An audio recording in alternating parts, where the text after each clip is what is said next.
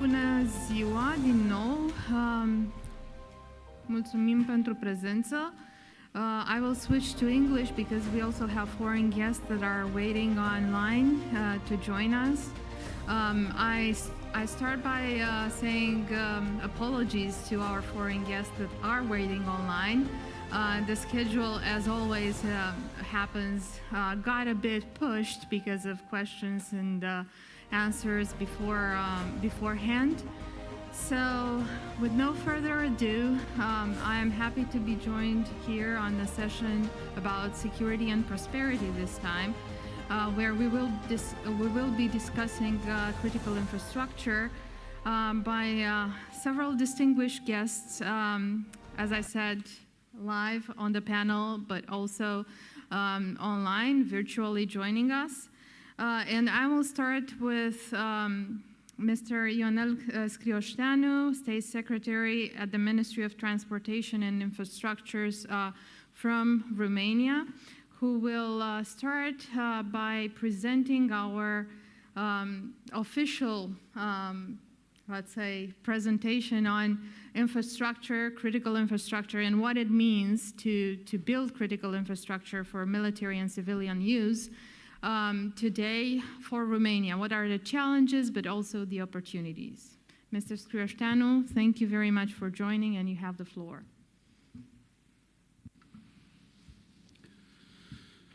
Excelențele voastre, doamnelor și domnilor, în primul rând vreau să mulțumesc organizatorilor pentru invitația de a participa la acest forum. Doresc pentru acest panel să vă fac o scurtă introducere în ceea ce numesc provocarea principală pentru o dezvoltare challenge for a sustainable development of Romania, and that is developing infrastructure. For Romania,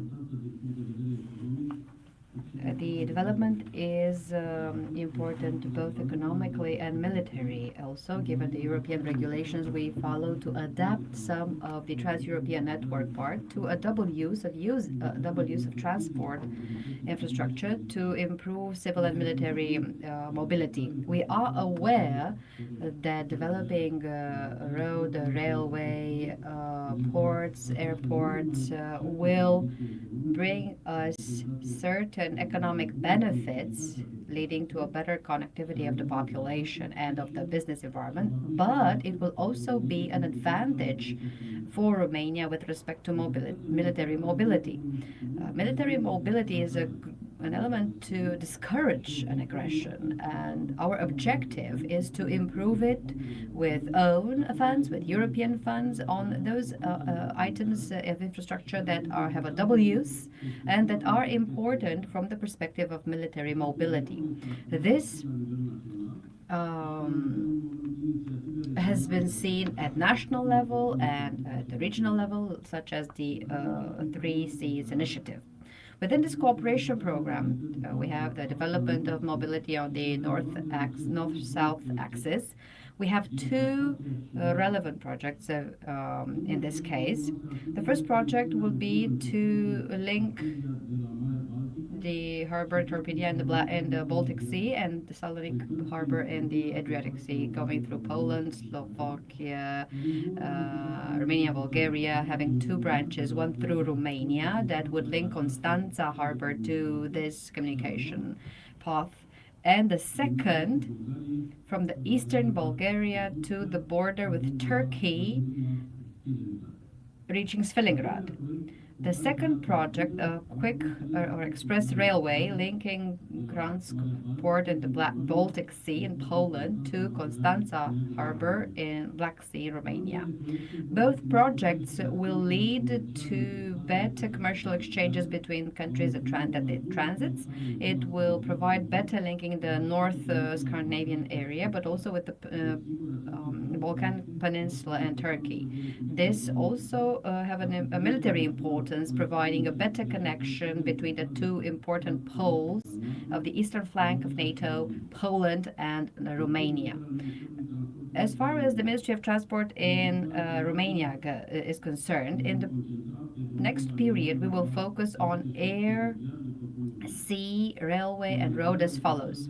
To complete motorways A1 and A3 to ensure the east-west connection alongside starting works with A7 to connect north to south, and A8 to provide a modern crossing of the Carpathians. Completing works on the Arad, Brașov, Bucharest, Constanța, alongside starting works on Arad, Timișoara, Caransebeș, and modernizing Cluj-Suceava and Ploiești-Iași-Suceava railways, as well as Cluj-Napoca, Oradea, Episcopia Bihor, or Bihor Bishopric, that will be a modern railway link to Hungary and Central Europe alongside what already exists in Pulkac. Modernizing the Constanța harbor and the Danube inland channel alongside the road links to the harbors to link it to the hinterland. We also envisage interventions of a lower scale but with great impact on military mobility, such as increasing the porting capacity of existing harbors, but also developing platforms and downloading areas for strategic areas such as military bases and others as such. The transport sector is not just a support pillar for other sectors. It also contributes to the resilience of an economy, providing a solid basis for an expedited recovery in case of extended crisis with an extensive impact on the society overall. Thank you for your attention, and I am available for possible questions.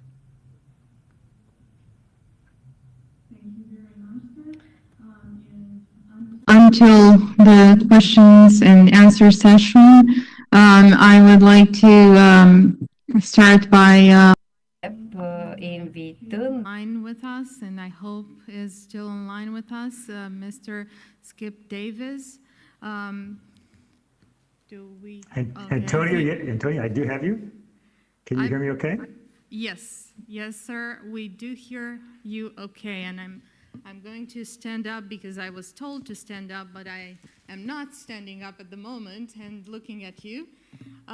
Thank you very much for being with us, first of all, and I will ask you, because in your capacity of former Deputy Assistant Secretary General for the Defense Investment Division, so someone who has actually focused on building critical infrastructure within NATO, I believe you are best equipped to share with you your thoughts on NATO capabilities and how NATO should focus more on building infrastructure in the coming years. Thank you. Thank you, Antonia, very much for the introduction and also for the setting the stage, so to speak. You're fine sitting down because I can see you just fine sitting down. So please don't stand up just for my presentation. First off, I'd also like to thank George and the New Strategy Center for the invitation to join today's forum and this particular panel. I had the pleasure also of listening into the last panel, and I wish I'd had the time to listen to all the events because I'm sure they were a great presentation of numerous experts and leaders in this particular field. It's also a pleasure to join a distinguished panel as such on this important subject, which in fact, as you intimated, touches so many aspects of deterrence, defense, responsiveness, resilience is at the center of those, as well as economic prosperity. I know some other panelists will talk about that. But having just left NATO, where today's subject is an integral part of many council discussions and ongoing headquarters efforts, what I like to do is leave you with 4 key points. The first is the role of infrastructure is recognized by NATO allies as essential for national and collective defense. Now, the role of infrastructure is really seen at NATO as a subset of civil transportation systems. And so I'll keep my comments primarily to that. Second point is that civil transportation systems are seen by NATO as a baseline requirement for the national resilience needed to adequately prepare for and respond to a range of domestic challenges and threats, as well as those from a larger regional or alliance-wide nature in times of crisis or conflict. And we could say we're in, competition day in, day out. We've seen that with the ransomware attack in the United States on its energy infrastructure. Next, the third point is resilience is at the heart of ongoing NATO 2030 work strands meant to continue the adaptation that's underway and prepare for the challenges the alliance will face over the coming decade. And in this vein, Romanians' proposal on setting up of a Euro-Atlantic Resilience Center is extremely welcome. And then fourthly, nations have the lead in meeting the agreed requirements, the guidelines, and evaluation criteria. To succeed in doing so, nations have to take a whole of government approach, but also a whole of society approach, partnering closely with the private sector, industry, academia, civil society, and also dynamically manage their resilience through investment, dialogue, and joint efforts. So I'll go briefly through those points, and hopefully I'll keep with your 8 minutes. First, on the role of infrastructure. Physical infrastructure is discussed within NATO, certainly as an aspect of military mobility, and some other experts will talk about that today, but also as a subset of 7 baseline requirements for civilian resilience that nations are committed to meeting based on their 2016 resilience commitment that was made at the Warsaw Summit. And I'll focus on the importance of infrastructure within the context of resilient civilian transportation systems, one of NATO's 7 baseline requirements. Importantly, allies have included physical transport infrastructure in a larger context of civil commercial assets, supporting information technology systems, services, mechanisms, as well as national and regional policies and legislation. And based on Article 3 of the Washington Treaty, alliance nations have affirmed that they will maintain their individual and collective capacity to resist armed attack through continuous and effective self-help and mutual aid. And the maintenance of sufficient and resilient civil transportation systems is recognized as critical for credible deterrence and defense, responsiveness, the ability to move, reinforce, etc., as well as the fulfillment of alliance core tasks. And it's vital, obviously, to safeguard populations, but also armed forces and our shared values. The second point, very briefly, civilian transportation systems as part of the 7 baseline requirements are actually interdependent and reinforcing with other baseline requirements, such as the ability to deal with uncontrolled movement of people, resilient energy supplies, the continuity of government and critical government services, and resilient civil communications systems. So they all kind of tie in together to provide that national resilience that of the alliance expects from its national allies.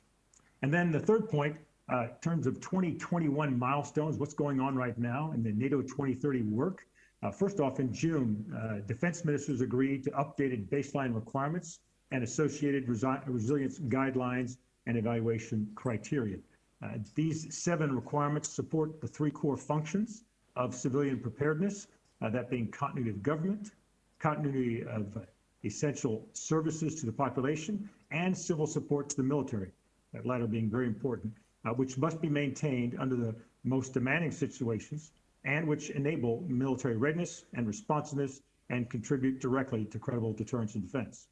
And more recently, at the Brussels Summit in July, heads of state and government renewed and strengthened that resilience commitments from 2016 as part of a key work strand under the NATO 2030 agenda. And this strengthened resilience commitment reiterated that resilience is a national responsibility, but it's also a collective commitment to ensure mutual aid, and thus it's of keen interest to other allies regionally and alliance-wide. And heads of state and government also agreed to update the baseline requirements on a continuous basis based on emerging challenges, events, priorities over the coming decade and beyond. And the latest updates of the baseline requirements took place actually June of this year, which included foreign direct investment, 5G considerations, as well as lessons learned from COVID-19 and other areas such as cyber resilience and energy supplies. I mentioned the ransomware attack, but also climate change is having an effect. What are the next steps? Over the coming year, in preparation for the 22 Madrid summit, NATO is going to update its report on resilience. So nations will be asked to provide their details and then use that report to better consider how to protect the population, how to ensure critical infrastructure resilience and effective civil-military interaction. And there's a committee called the Civil Emergency Preparedness Committee, which is tasked to propose to Council, what changes should be made in resilience objectives to guide nationally developed resilience goals and implementation plans.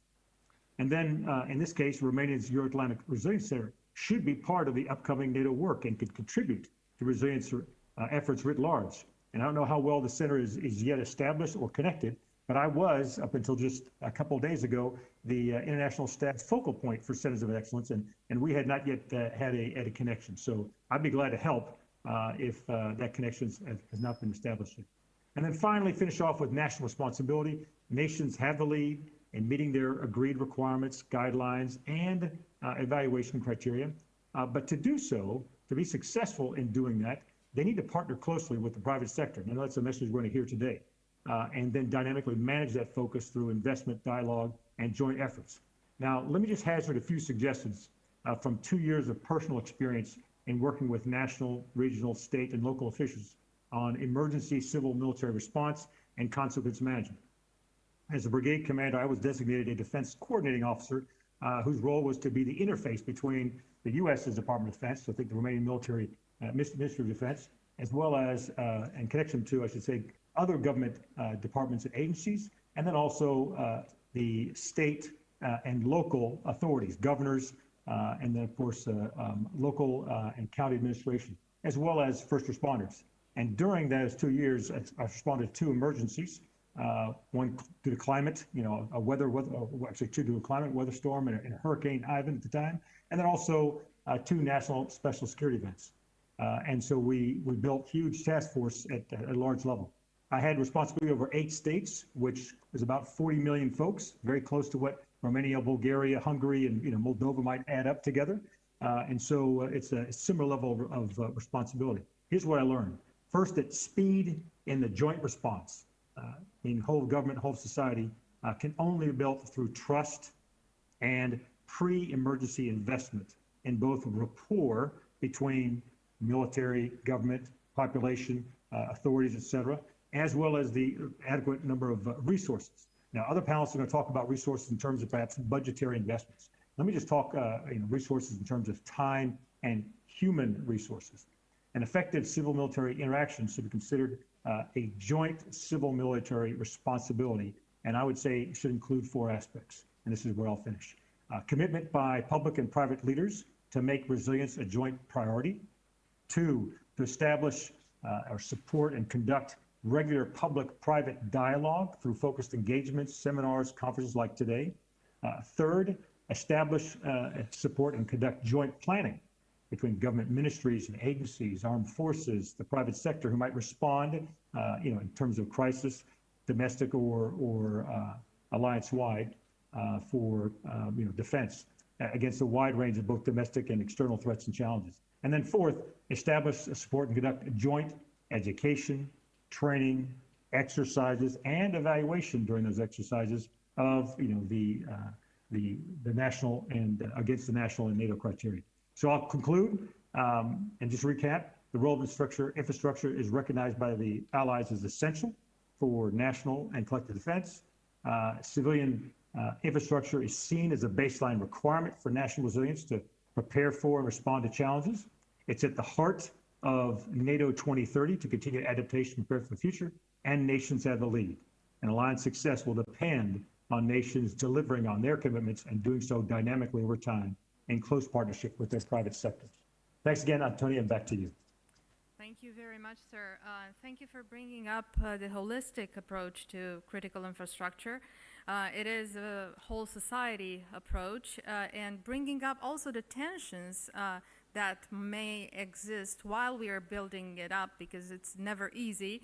And obviously, to have on board the population and the government and sustain that effort of building up is a difficult task.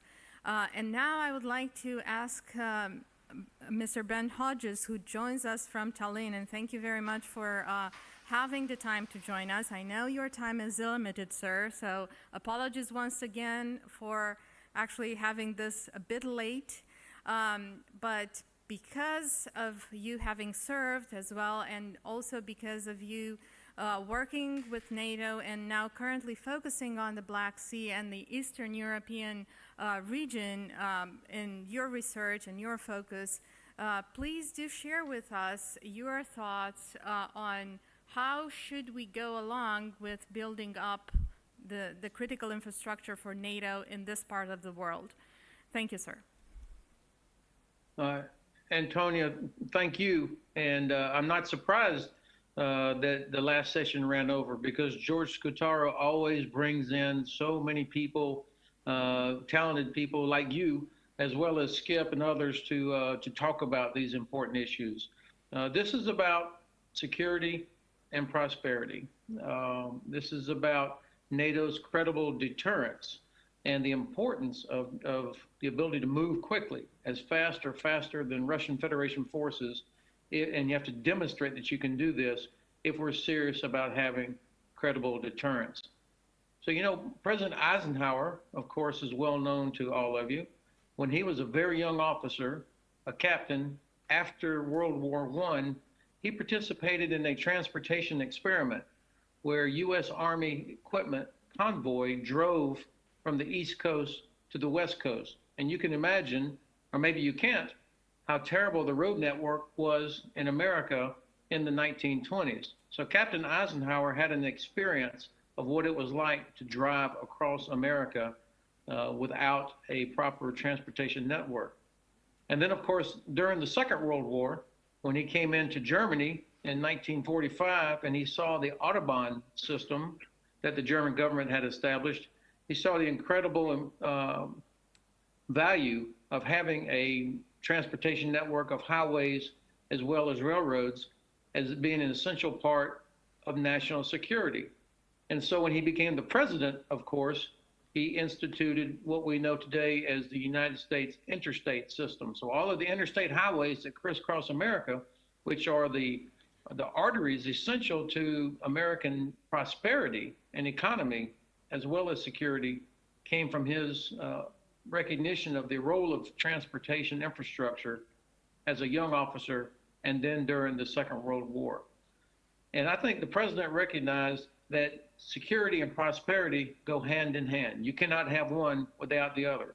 There is, no matter how hard Romanian laborers work in agriculture or in factories, if they cannot move their produce to a market, it means nothing.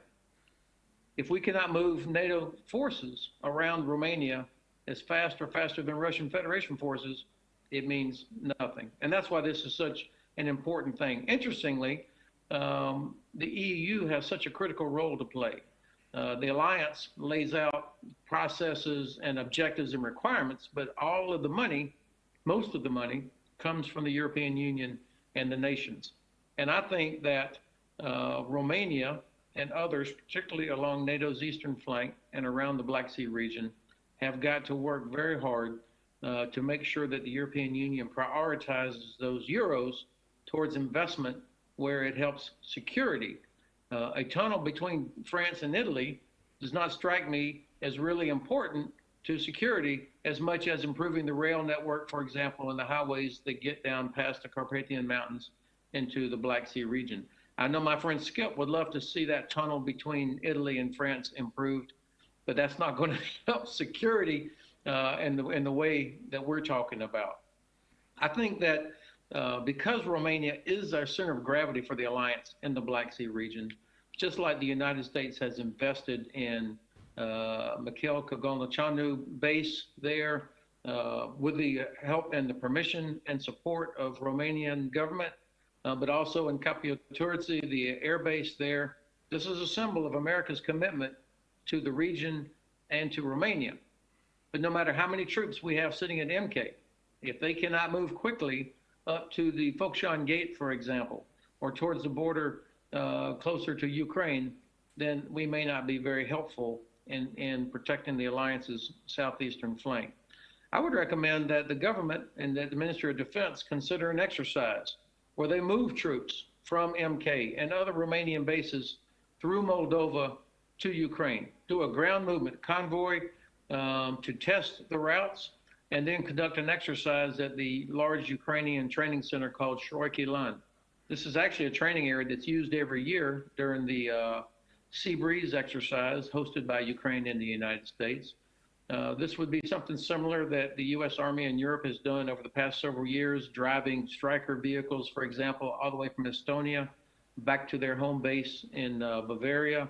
It proofed what we call in the Army, it proofed the lane. It showed where the problems and the challenges were and what was required to be able to move quickly. I think doing practical things like this help demonstrate the importance.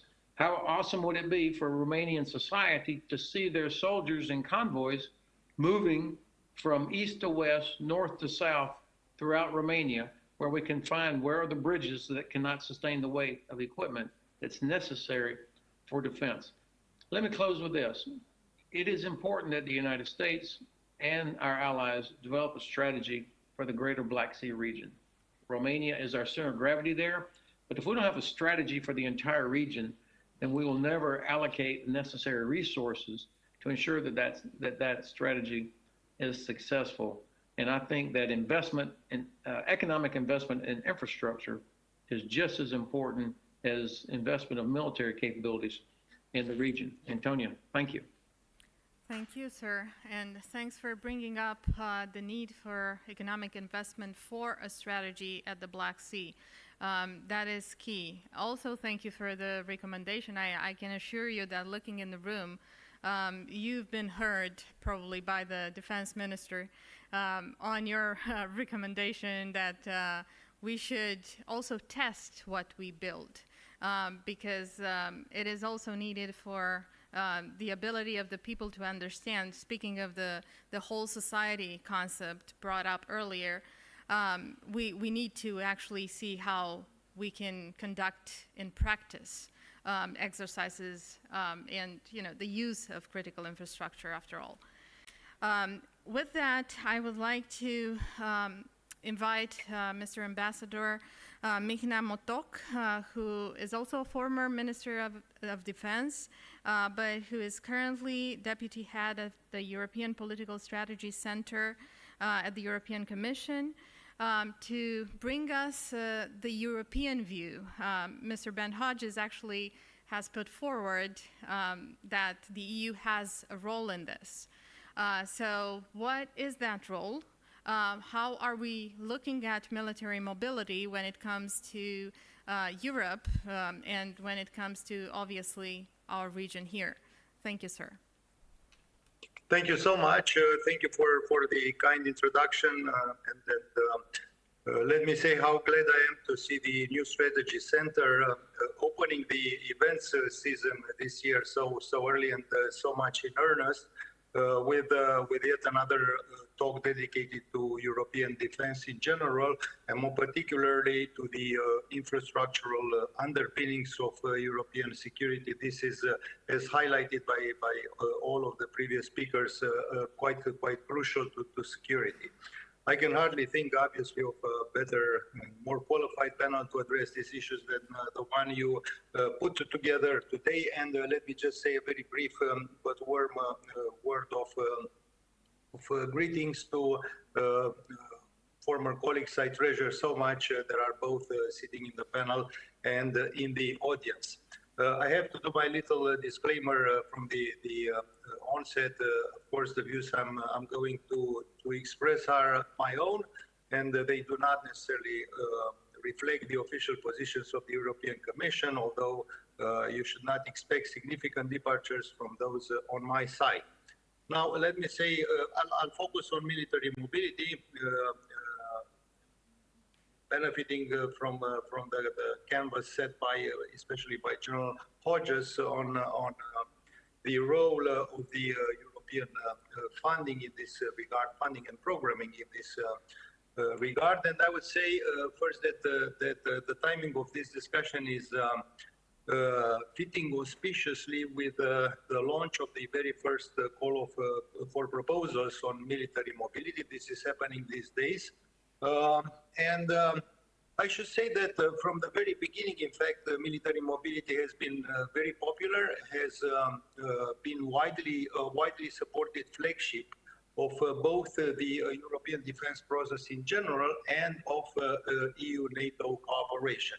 And there's no wonder then that it has received adequate funding under the present multi-annual budget to the tune of 1.7 billion euros, which is, I grant it, is less than what the Commission has originally proposed, but still it's large enough considering, on the one hand, the more constraining circumstances of the pandemic context, and on the other hand, the fact that there is a relatively limited scope of interventions that are needed to adapt the existing civilian transport infrastructure to the purposes of the swift transit of military equipment.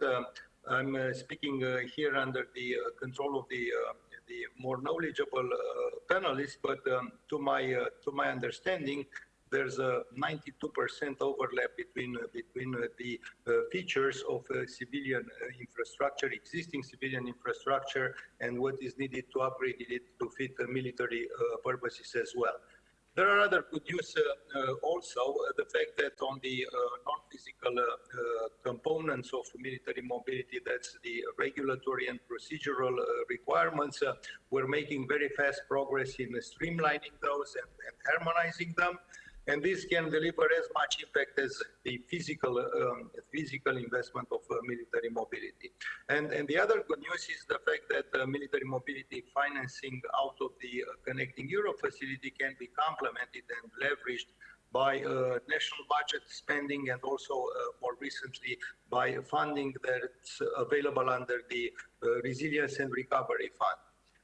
Also to be added here, all the EU Black Sea riparian countries are cohesion countries, so the projects that they are submitting under military mobility are eligible for co-funding up to 85 instead of the regular 50%. I think it is clear that there shouldn't be a particular geographical emphasis under military mobility, but of course the Black Sea region comes with a specific profile, and that's I think a dual one that it is obviously an area under considerable geopolitical and security strain, and also under a pressing need of transport infrastructure upgrades. So directing available financing in the most effective way to meet military mobility needs in the region should be greatly facilitated by the very sound work that was completed in excellent cooperation with NATO on identifying the military requirements that are concerned. And it is also facilitated, as I mentioned before, by the significant degree of overlap between the TEN-T and the military mobility tracks. Now, speaking of out of the knowledge I have gathered regarding Romania's experience with those, I would say that the early adoption of the non-physical requirements of military mobility, namely harmonized procedures and streamlined regulations in order to further enable the swift passage of military equipment and personnel, should pose little, if any, difficulties. And I would add to that the fact that there is also probably the most visible, even the most successful PESCO project so far, which is led by the Dutch on dedicated to military mobility, and which should complement auspiciously the work that's done in that direction on the national level. In respect to Romania, I do believe that it has much to contribute in terms of ensuring a cooperative approach to developing military mobility between the countries in the region, as well as in terms of ensuring that dual-use infrastructure developments along the north-south axis are consistent and well aligned with what we have on the east-west one. Just to give an example, I would mention the opportunities presented by the 3Cs initiatives that could be very well capitalized upon in this regard. With respect to future developments regarding military mobility, I would say that Romania could also play a leading role in what concerns the spreading out of military mobility dynamics to the neighborhoods and to the non-EU allies in the region. I'm not giving names, but I'm sure we all understand who we refer to in terms of future cooperation along these lines. And that's all to achieve a region-wide increased resilience, because I believe that cannot be a genuine resilience if some are enjoying it and others are only building it up in the region. What is important for Romania, obviously, is like for others, is a very clear formulation of priorities in terms of military mobilities, where investment on infrastructure upgrading should be going first. And if that is done rightly, I think the prospect is to have over the course of this decade to have most of the military mobility requirements in the region met. And this would obviously be a considerable booster to security in the region and to the security of its nations, as it will allow a sizable increase of opportunities for both training and exercises and for strengthening deterrence and defense posture. So I would add to that the obvious economic and social positive spillover effects of military mobility projects. Of course, they are of a fundamentally dual nature, so dual use nature, so that goes without saying. That explains to a great extent the instant popularity that military mobility enjoyed from the beginning. And these aspects, as we can all imagine, are of particular importance in this sensitive pandemic context. Speaking of which, I would like to also point out to the possibility of using the military mobility layout not only for military purposes, but for in a similar way to for instance, envisage the swift transfer of patients, of medical equipment and personnel in the same way. One last word on the specifics that I think the Black Sea region is posing in the context of military mobility.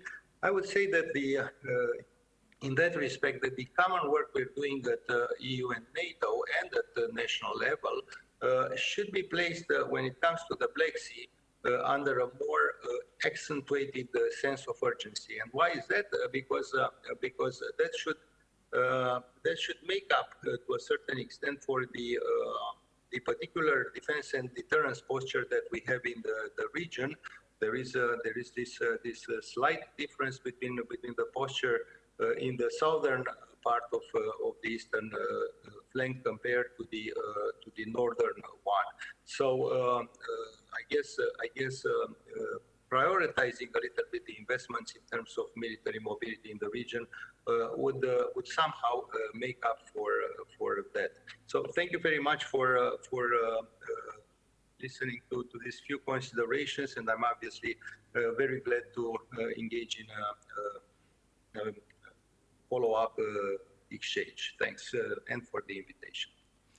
Thank you very much, and thanks for pointing out also some ideas on priorities for Romania, and as well bringing up the matters regarding funding, which is also important, and it resonates very well, I think, here in Romania, but not only in Europe, considering the challenges that we have to go through with the pandemic and the rebuild of our economy. So this can actually work together with critical infrastructure buildup. And now I will pass the floor, speaking of industries and building up the economy, I'll go to Mr. Savu, who not only is the representative of the Damen Naval Romania, but also a retired general servicing in defense intelligence, defense intelligence career with lots of articles and books to read. Mr. Savu, you have the floor on what it means for the Romanian shipbuilding industry to build up infrastructure, critical infrastructure, and how it helps for the strategy at the Black Sea. Dear Chair, thank you so much for your kind introduction. Ladies and gentlemen, good morning. Of course, I'm deeply honored to be part of such a distinguished panel, and having in the panel some people that I know, and one of them was my boss in Brussels, Mr. Ambassador, that talked to us, and former Defense Minister, Ambassador Motoc. So I'm deeply honored to be part of this panel. Of course, as a former military and former intelligence, I always use PowerPoint slides, and this helps me to keep up with the time limits. It's very, very strict today, only 10 minutes as far as I understood. So I will try to be as quick as possible, and having the slides, you can get some more ideas from the slides. So I choose to talk about the Romanian shipbuilding industry and its relevance for the security in the Black Sea region. So, as Director Damen Naval Romania, of course, I will present this topic from the Damen's perspective, a very important company, if not the most important company in the Romanian shipbuilding industry.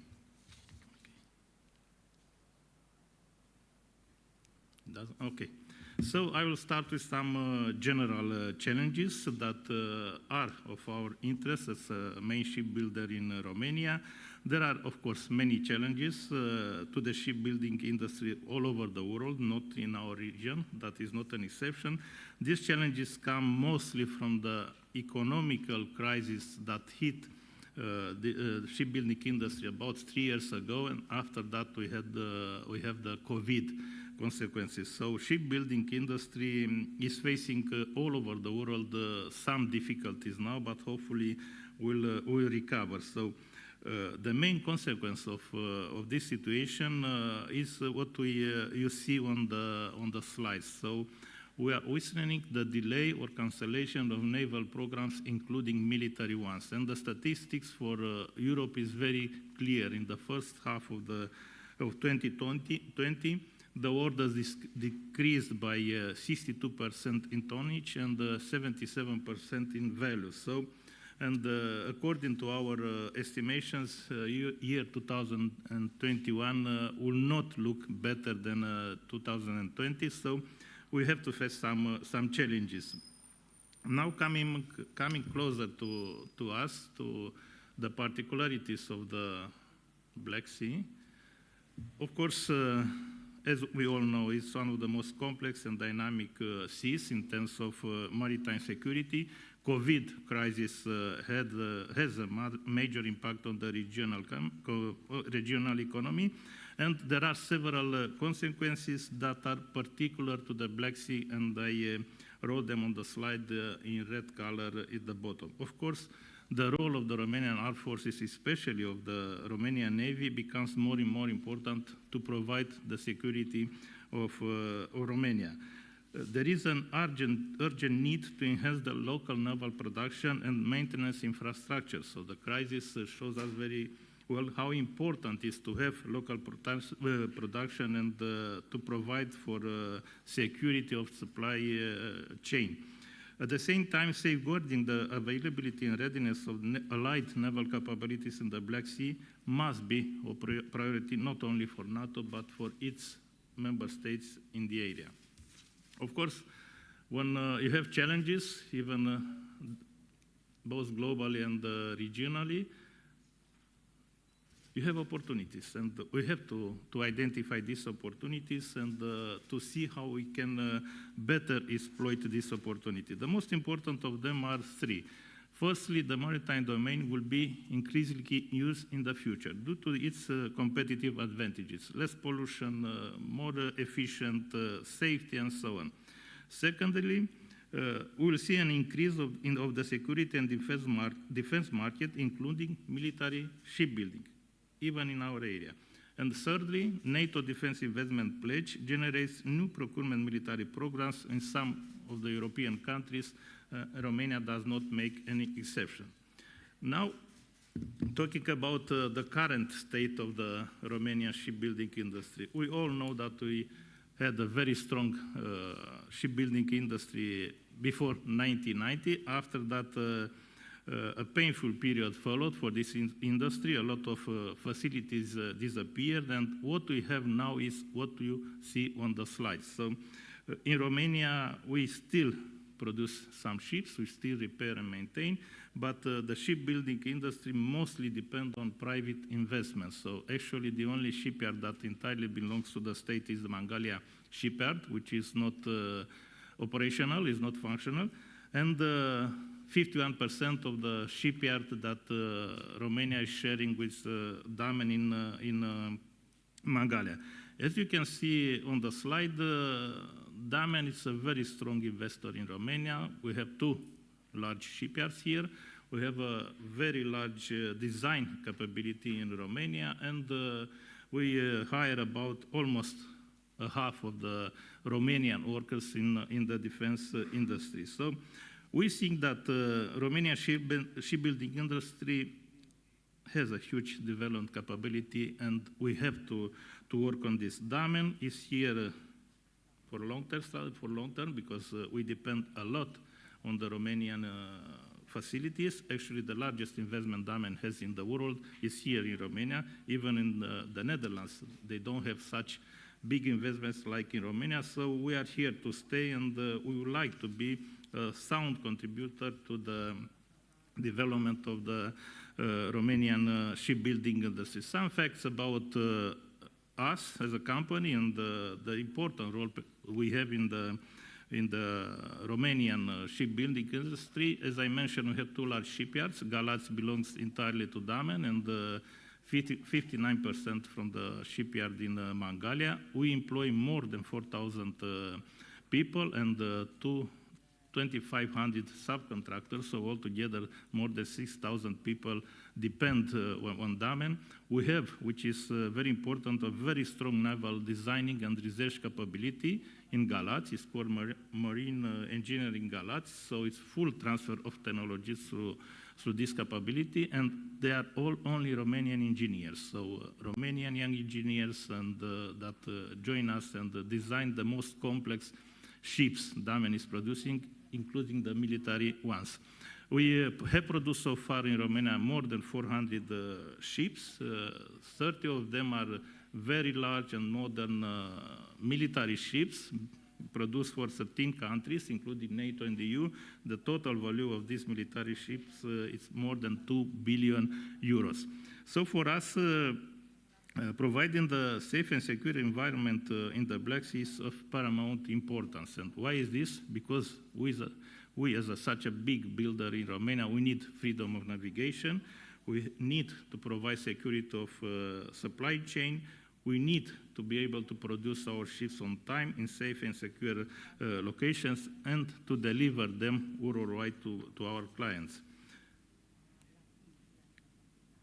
Okay, now it is obvious that providing job security and continuity of production is one of the highest national strategic objectives that should be pursued during this time of crisis. So there are, in our opinion, two main ways in which we can achieve such an objective. Firstly, we have to produce, repair, maintenance, and modernize civilian and military ships in Romania whenever this is possible. And thanks to our investment, and there are some other private investments, Romania can do this on its territory.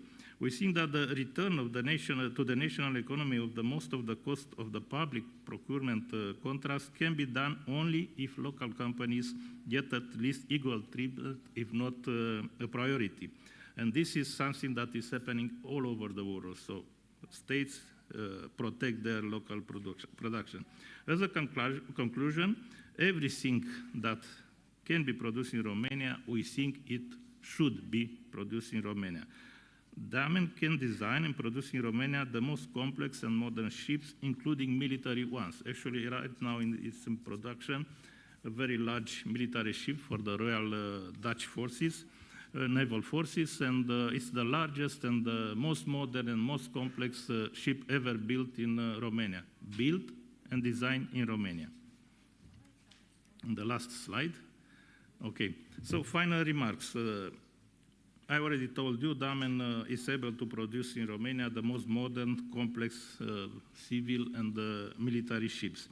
We think that Romania's autonomy and strategic ability to act in the Black Sea depends on the design, production, repair, and maintenance naval capability on its territory. And the COVID crisis showed us how important it is to have this capability on your territory. We think that Romania must rely on its domestic naval shipbuilding capability to meet NATO and EU needs in the Black Sea. It is clear that there is a need for a regional naval logistical hub for NATO and EU forces in the Black Sea, and we are ready to contribute to that. And as a general conclusion, Damen is here to stay. That's our vision on long term. We are ready to contribute to the Romanian national interest in the naval field, including in the military field. Thank you so much. I'm sorry for extending a little bit. Thank you very much. Because we are in the private sector, getting from shipbuilding industries and the focal points where we should work more to produce more in Romania, but also help the region to build up the infrastructure needed. I invite the next speaker, who is also one transitioner in the sense that his transition from the public sector in the defense sector to the private sector with impressive fast track, relatively fast track, considering Leviathan is on the market for less than 10 years, I think. Almost 10 years. We also thank him because he helped very much the center to make this forum happening. And I invite him on this occasion to tell us a few words about what technology and technological innovation, as well as combining investment for the civilian use, but also for defense industry, means for building up critical infrastructure for the future, especially in this region, but not only. In Romania, yes.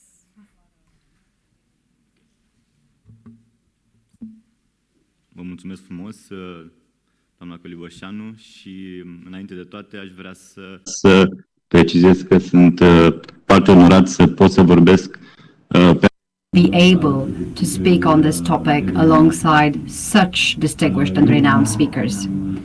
I wrote a speech, but given the time frame, quite a limited time slot, I'll try to give a bit of a more direct approach from the business perspective on the military infrastructure.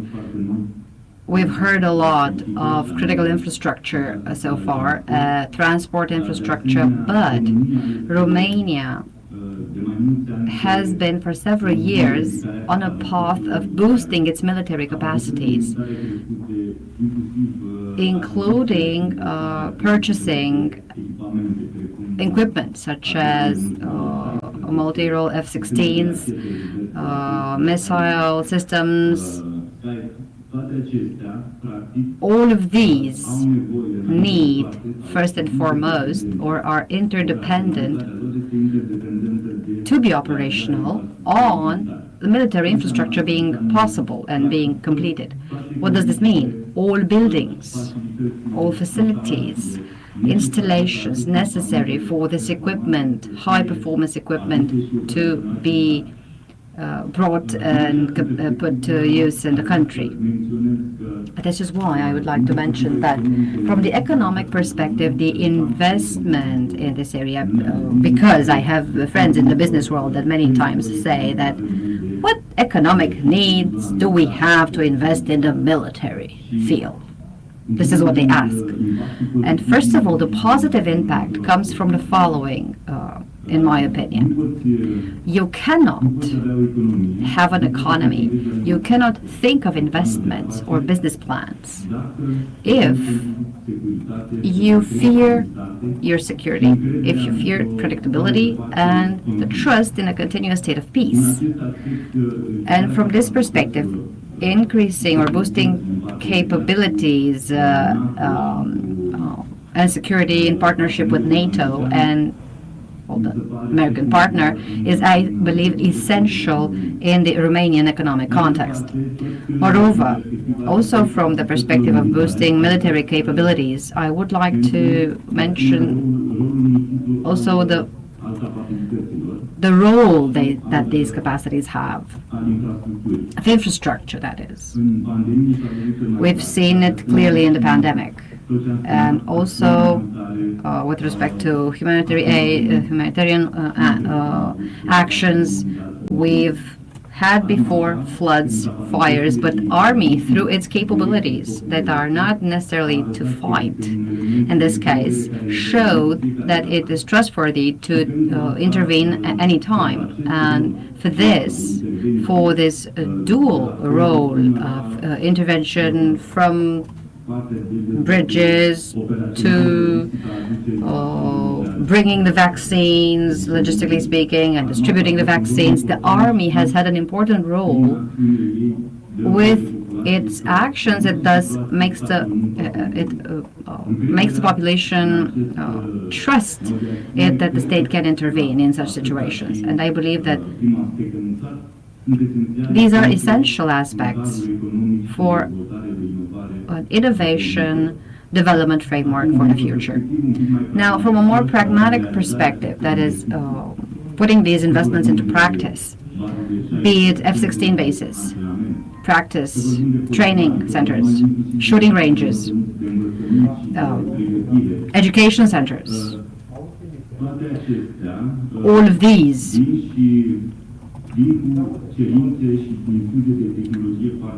bring very high technology infusion. What am I referring to? The infusion of technology. The operating manual of an F-16 has a series of multiple specifications that need to be transferred into the buildings and installations for operation and maintenance. Building these facilities entails for the business design, execution, maintenance, quickly developing the skills and capabilities that are at the highest levels, and many a times they're very scarce to be found on the Romanian market. So the Romanian companies have the opportunity to help build these infrastructures and increase their level of competence. From this level of competence of these companies, we see another important aspect for the economy and the local business: the need to train the people and the specialists, be they architects, be they engineers, be they military specialists or officers. We see a need to increase the level of competence among these professions, which is of course important for other sectors of the economy. If I could now refer to the fact that all these benefits bring challenges as well, and also opportunities. We know very well the strategy to localize these investments in general are strategy-based and also based on military planning. For the companies to try to meet this planning, this global planning, well, this can be very challenging, from the public procurement system to harmonizing various fields, and I'm referring to specifications of the equipment or of the machinery used, and the legislation which throughout the implementation raises certain issues. So we as a construction company basically took each need, specifically addressing it with a solution. Why was this an opportunity? Because the proposals to help implement this infrastructure, not to look for various reasons to not stick to the deadlines, the delivery deadlines, brought opportunities as well. And I'll try to be short because I have a lot to say on this as well. First of all, creating processes adapted to these complex projects within the company is a quick approach, need-based, and adapting technologies. Moreover, we found that adopting work solutions with other technologies such as 3D design, BIM, so working with a common information model expedites the process that is very cumbersome and brings transparency to the objectives, or with respect to the objectives that were set. So we can also provide a good deadline with good quality, because in the military field, to make a mistake or to be late has a far greater impact. For all of these things, we actually could develop young and agile teams where the infusion of own technology really made us stand out in the market. And I think I'm done with my time now. Thank you. And I do hope that all of you here, because many of the people present here, if I could find my words, the stakeholders in these projects that I believe need to be implemented and achieved in Romania, not just on the short term, but on the long term as well. As a professor, as an educational agent, if you like, I'm very much happy to hear about the preoccupation of the private sector of a company towards the education of students, let's say, in technology, and making sure that we not only technology but also knowledge, which makes a difference in thinking about resources and what means critical infrastructure, because infrastructure is also in the brains, not only on the road or in the digital connection. It is humans that drives that. With that, I have a reason for being ruthless with time, I have to say. I have two reasons, actually. One is the fact that Mr. Ben Hodges needs to go in another conference in Tallinn, and I will ask the audience to address questions to him first, because he basically has, oh my God, 4 minutes until he needs to leave to the other conference. And then I would like to have some time for addressing questions to these distinguished speakers. So questions for Mr. Ben Hodges while I hope he's still on.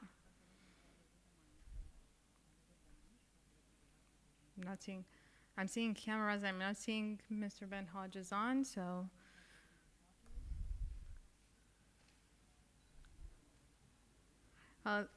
That's so much for technical abilities. Can we establish the connection also with the VTC? Okay, we have them. I have the confirmation that we still have people on in the virtual room. So, if no questions, then thank you very much. I'm not going to ask a question because obviously I'm curious, I'm tempted to do so, but I know that I'm going to cut off from your time, sir, so I don't want to do that.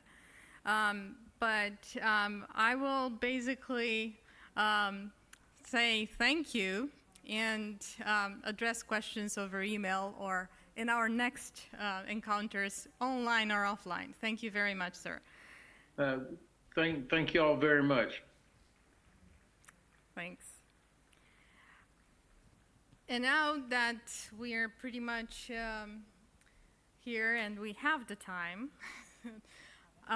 questions for the podium, because I don't want to be the one addressing them only. I mean, I have them, but no questions? Okay, then I will take advantage of this position that I am in.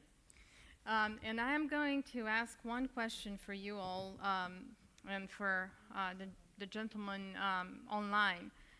What do you think is the challenge from your own perspective, the number one challenge that we are going to face in the next 5 years when it comes to security and security in relations with critical infrastructure? So in other words, what type of critical infrastructure we need to focus to make sure that we don't enter a crisis, or that we enter a crisis properly in the next 5 years? That means that you kind of need to let me know what kind of crisis you are thinking about.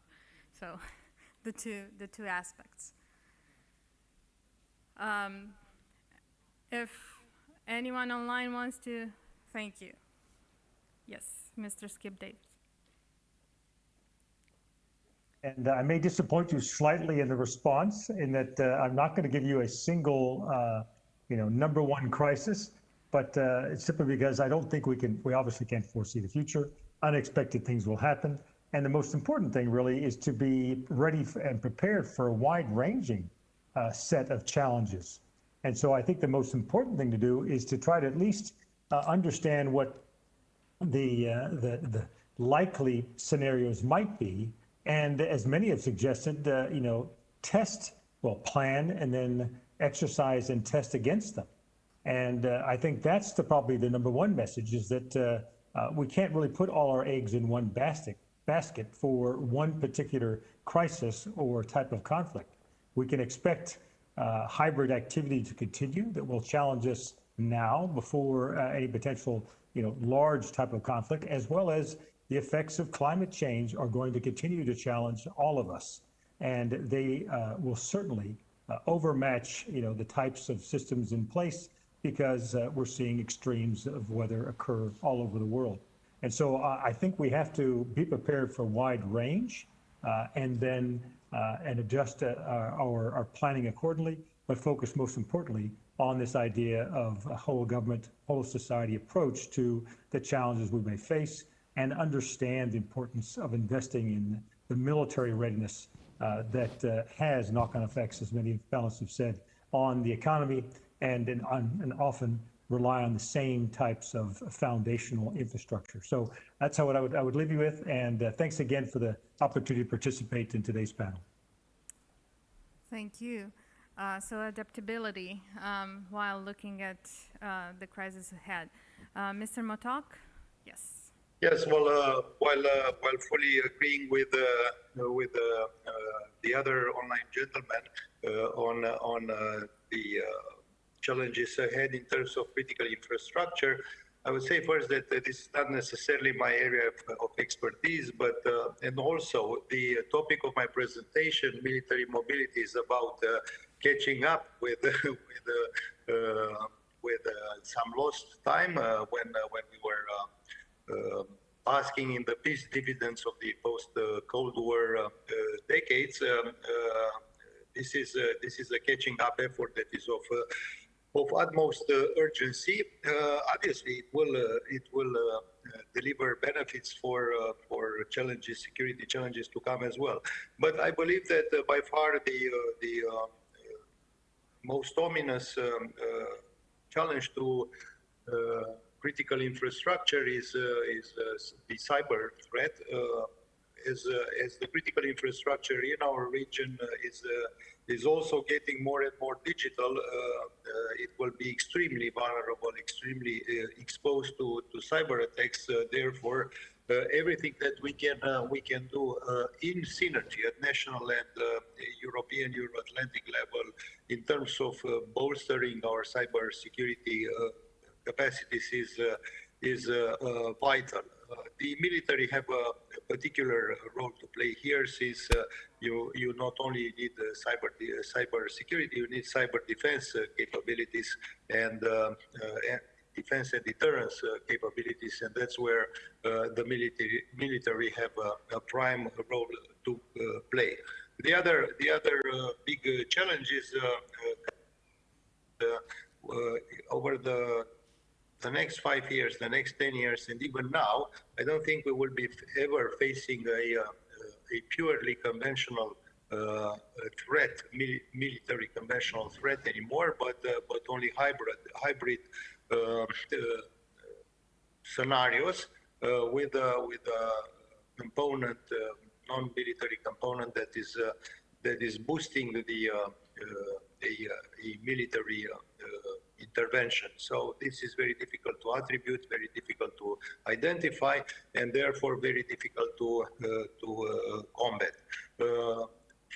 In terms of what our response should be, I think the previous speaker has said everything that is to be said in terms of what's needed for ensuring our readiness in the face of such challenges.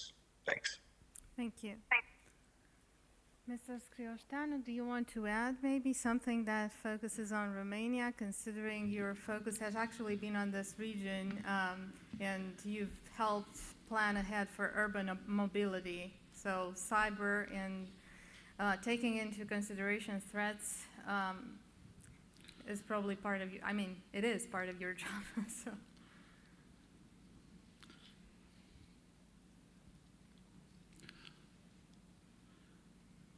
Dacă vorbim de riscurile de securitate, sunt specialiști aici care pot să identifice pe who can identify such risks for the next 5 years.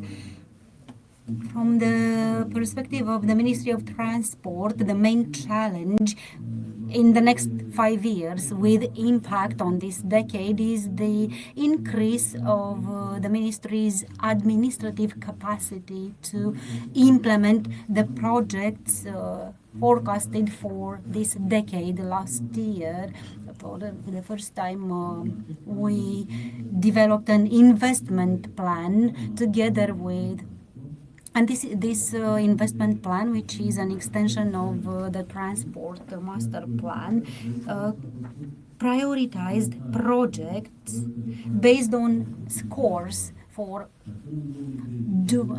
dual-use projects, and we need to spend some amounts in about 20 billion euro for projects in the master plan and investment plan, and the administrative capacity of the ministry is maybe for 1.5 billion euro spent every year and increasing.